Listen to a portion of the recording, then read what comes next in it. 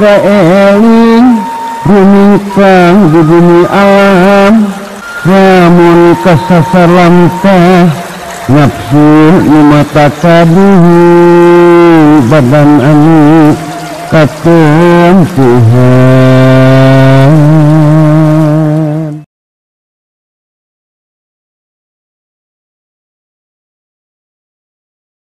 La tamuddanna yadaka ilal ahzi minal halai illa antara anna mu'tiya bihi maulak fa iza kunta kadzalik fahudma wa faqaqal ilmu.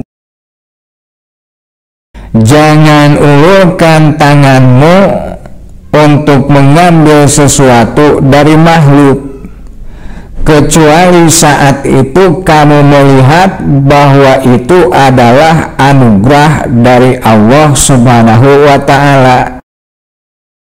Kalau kamu sudah pada keadaan yang seperti itu, maka ambillah sesuatu itu, yaitu yang sesuai untuk kamu berdasarkan petunjuk ilmu pengetahuan.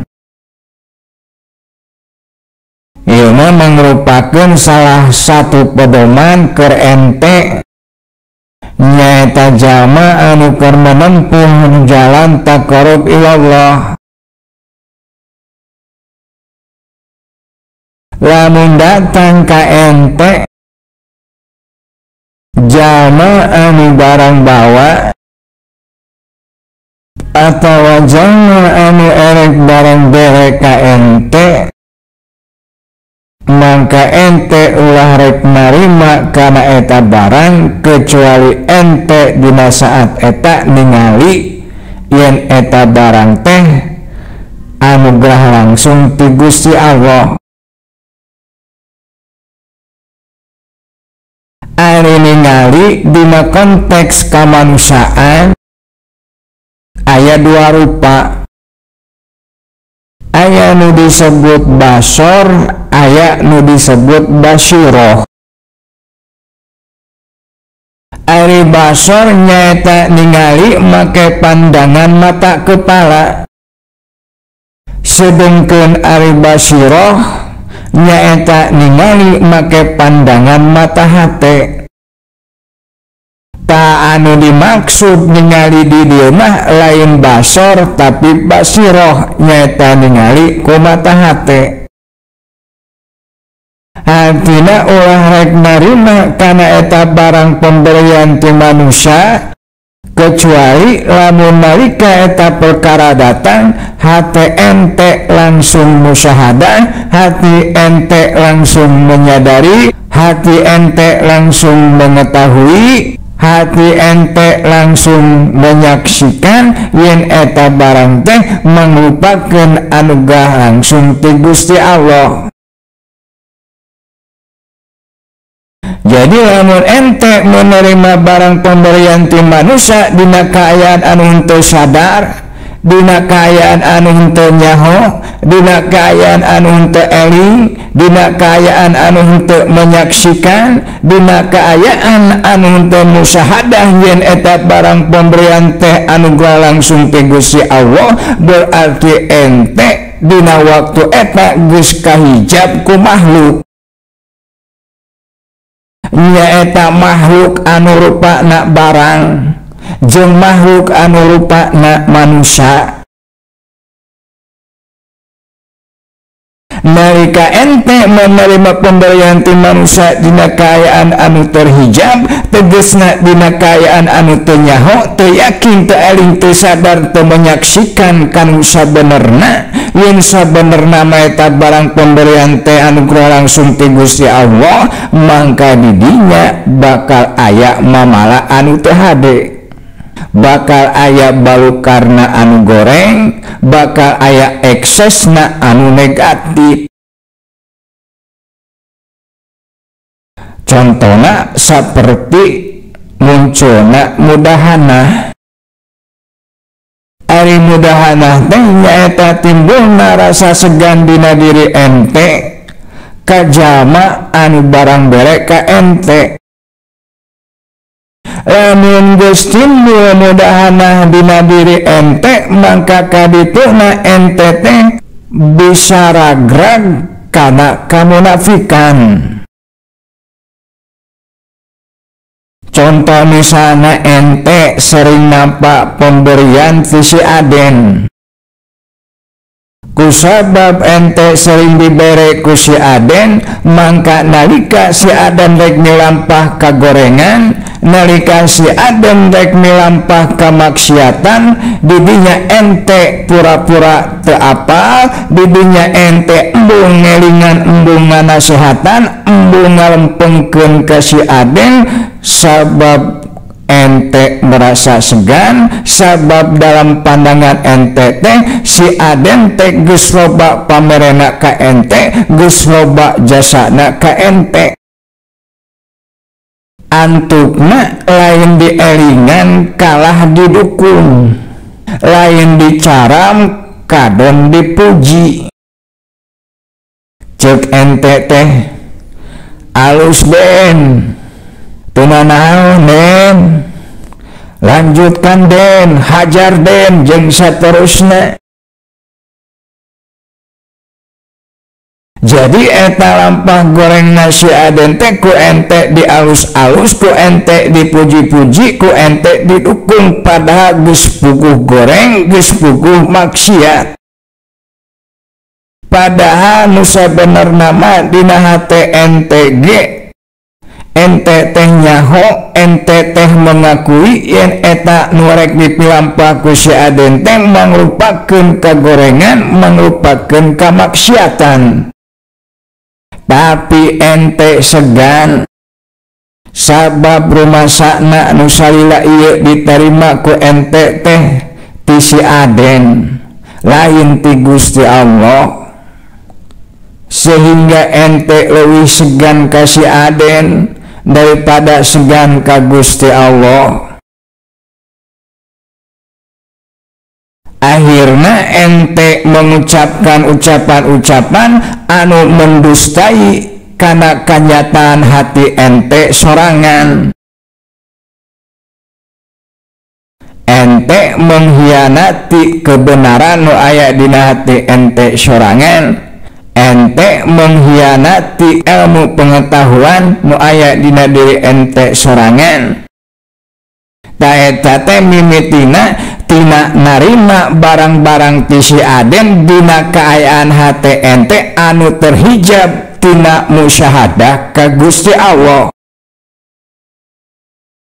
Padahal anu sabenerna mah si Aden teh ngan saukur perantara, nyaeta perantara anu dijadikeun ku Gusti Allah Subhanahu wa ta'ala pikeun ngadugikeun anugerahna ka diri ente.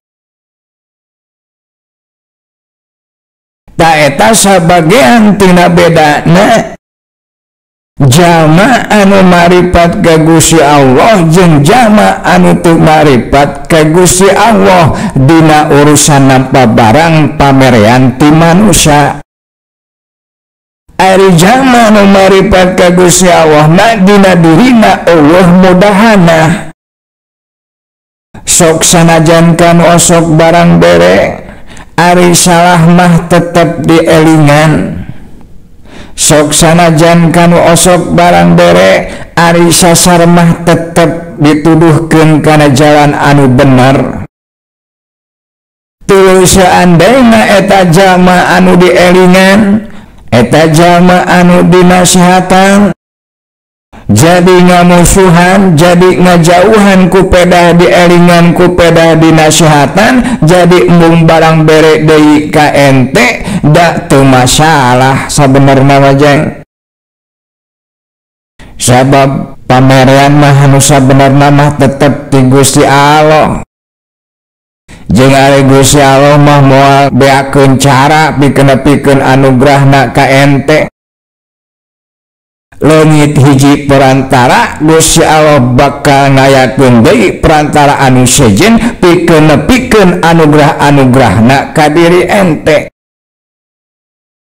tapi kusabab dina waktu harita ente hatena kahijab, ente sieun kalengitan eta wasilah, rumangsana lamun eta wasilah leungit, ujang moal menang deui rezeki, moal menang deui kahadean, moal menang deui nikmat.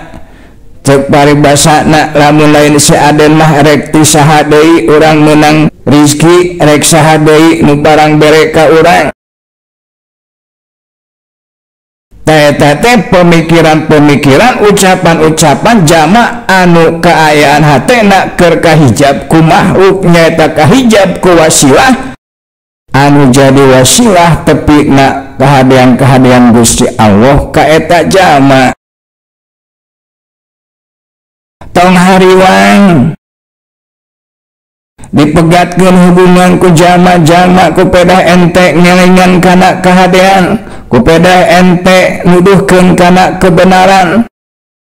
Gusti Allah teh kagungan miliaran manusia di alam dunia. Artinya Gusti Allah tidak akan kehabisan perantara untuk menyampaikan kahadean-kahadean, untuk menyampaikan anugerah-anugerah ka diri ente dina kehidupan ente di ieu alam dunia. Bener deh? Tak gitu. Jadi lamun datang ka diri ente jama anu erek barang bere, tarimalah eta barang nurek dibikeun ka ente dengan syarat kahiji anta takida annal mal alladhi wasala ilaik min indillahi ta'ala wa anna sasal ladhi an'ama bihi alaik wasilatun minhu. Mangka i'tiqadkeun dina hate anjeun bahwa eta barang anu dibikeun ka anjeun teh mangrupakeun anugerah langsung ti Gusti Allah Subhanahu wa ta'ala, jeung i'tiqadkeun dina hate anjeun yen eta jama anu mawa eta barang nu dibikeun ka anjeun teh hanya mangrupakeun perantara anu dijadikeun ku Gusti Allah. Nalika anjeun menerima pemberian dina kasadaran anu saperti kitu, mangka akan bertambah rasa syukur anjeun ka Gusti Allah, akan bertambah rasa cinta anjeun ka Gusti Allah. Contoh misalnya ente jualan keliling ke kampung-kampung atawa ka komplek-komplek, salila ente keliling teh ente teh panggih jeung anu meuli. Ari anu meuli teh nyaeta mere kauntungan. Tadi dinya ente sadar yen eta kauntungan teh ti Gusti Allah. Tuluy ente panggih jeung nu mere udud misalna. Didinya ente oge sadar yen eta teh ti Gusti Allah. Tuluy panggih jeung nu mere nginum sagelas misalna. Ente oge sadar yen eta teh ti Gusti Allah. Tuluy panggih jeung nu mere dahar misalna. Ente oge sadar yen eta teh ti Gusti Allah, jeung saterusna. Tadi dinyalah hate ente akan bertambah senang, hate ente akan bertambah cinta ke Gusti Allah Subhanahu wa ta'ala. Sabab dina sapopoe, dina sabuat kerkeliling didinya ente menyaksikan kehadean-kehadean Gusti Allah ka diri ente. Didinya ente menyaksikan betapa banyaknya kenikmatan, betapa banyaknya kebaikan anu dianugerahkan ku Gusti Allah ka diri ente dina kehidupan ente sapopoe. Sabab geus jadi fitrahna manusia, geus jadi sifat dasar alamiahna manusia, yen manusia mah bakal mika resep, bakal mika cinta kanu mere kahadean. Cek kateranganana al insan abdul ihsan. Kitu lin.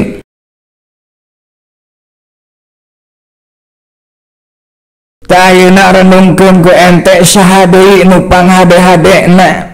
Saha deui nu pangloba-loba na nu mere kahadean ka manusia, nu mere kahadean ka ente dina kahirupan ente sapopoe di alam dunya, iwal ti Gusti Allah Subhanahu wa ta'ala.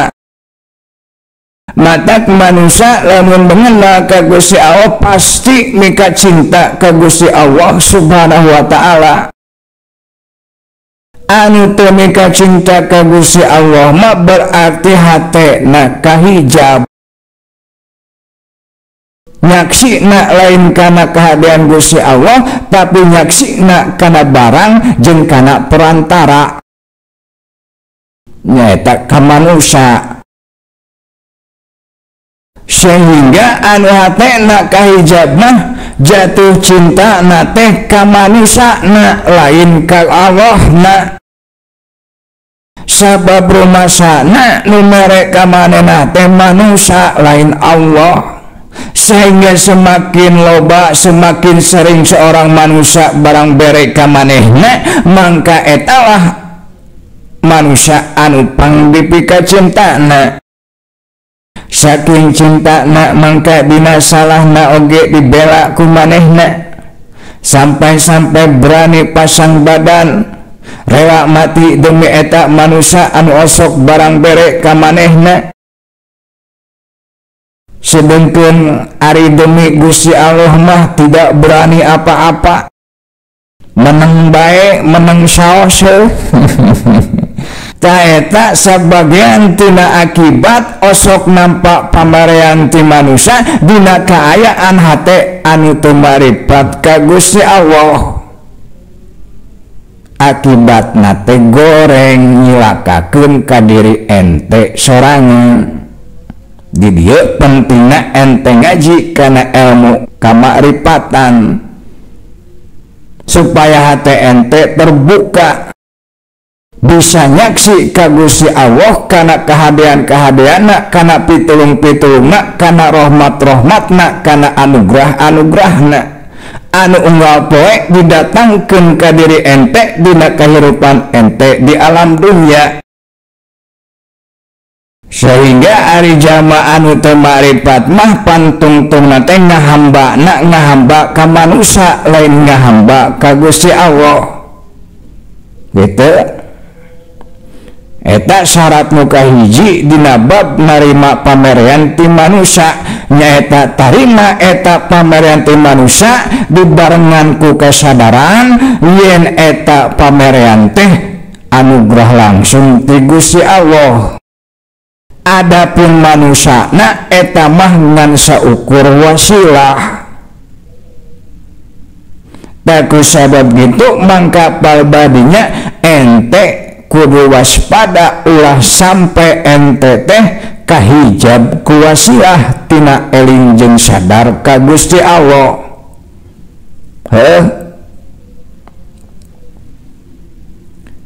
Syarat nu kadua anta lama hukma syar'i bidzalikal mal, nyaeta anjeun nyaho kana hukum-hukum syariat anu berlaku kana eta barang anu rek dibikeun ka anjeun.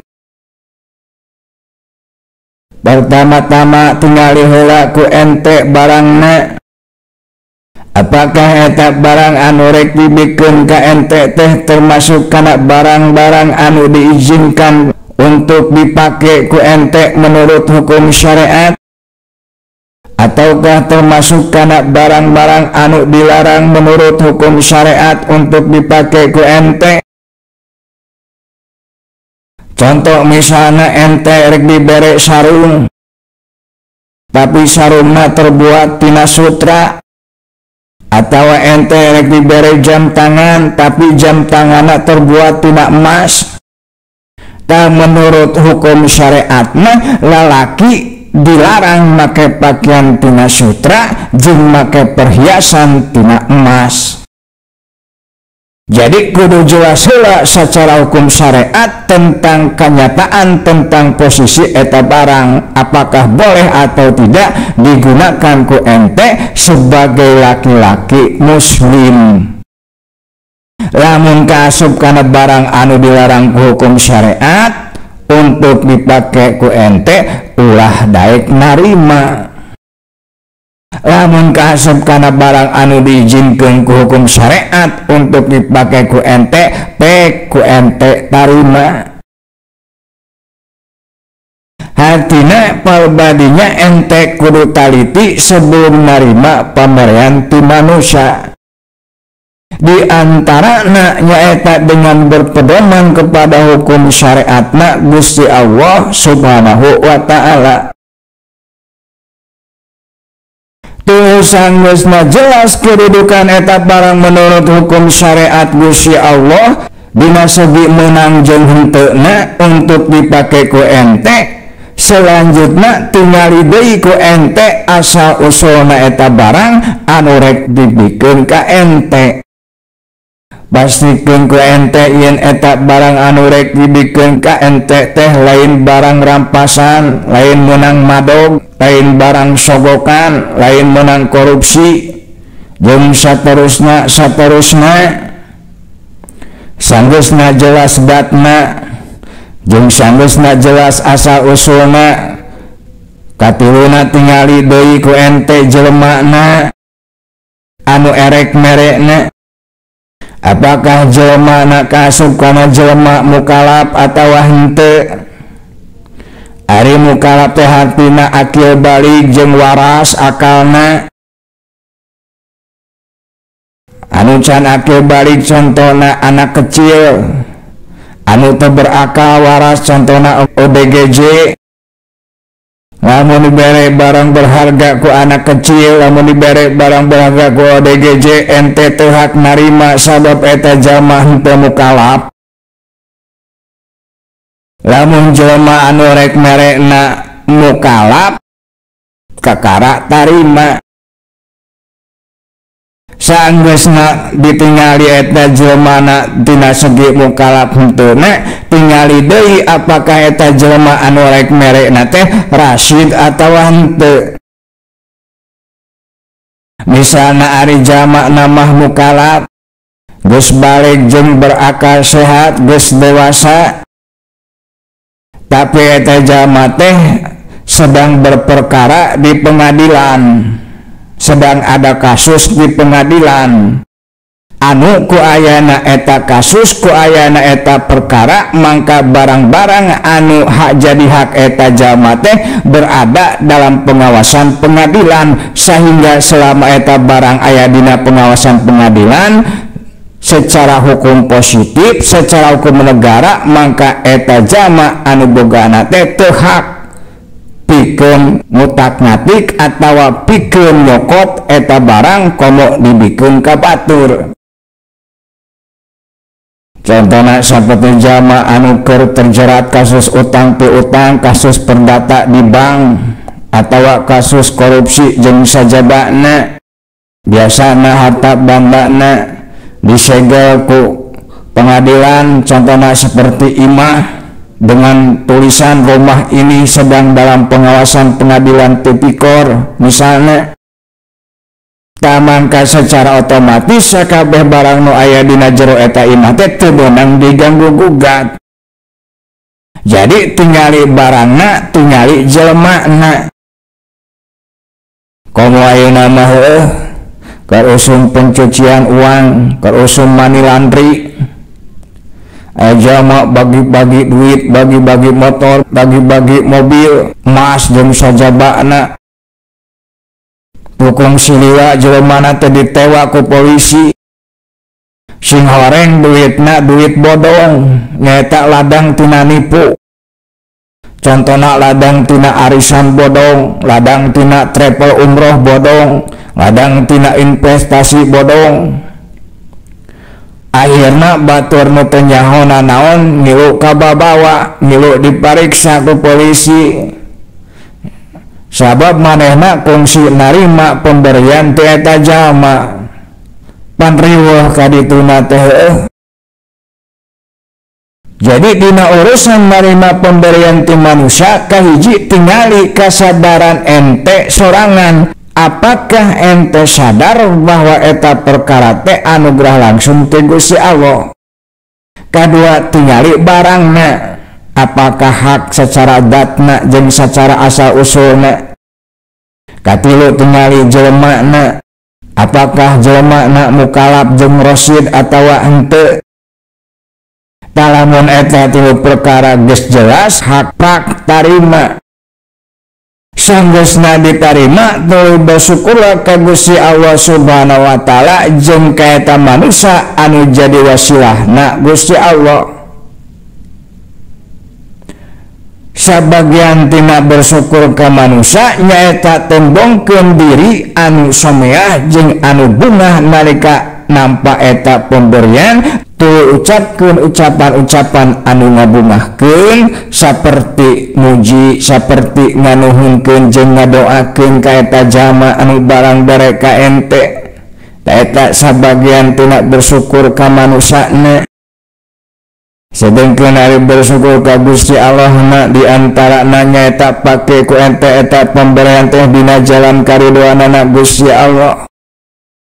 Dalamun geus bersyukur ka Gusti Allah jeung ka manusia anu jadi perantarana, mangka didinya kaasup kana syukur anu sampurna. Mangka sampurna syukurna ente selaku manusia. Man lam yaskurin nas lam yaskurillah. Sabab saha jama anu teu bersyukur ka manusia teu kaasup jama anu bersyukur ka Gusti Allah. Jadi lamun ente bersyukur ka Gusti Allah jeung bersyukur ka manusia, mangka sampurnalah syukurna ente. Mangka etalah syukur anu nandang kana anugrah-anugrahna Gusti Allah anu sejen, anu leuwih gede jeung leuwih loba.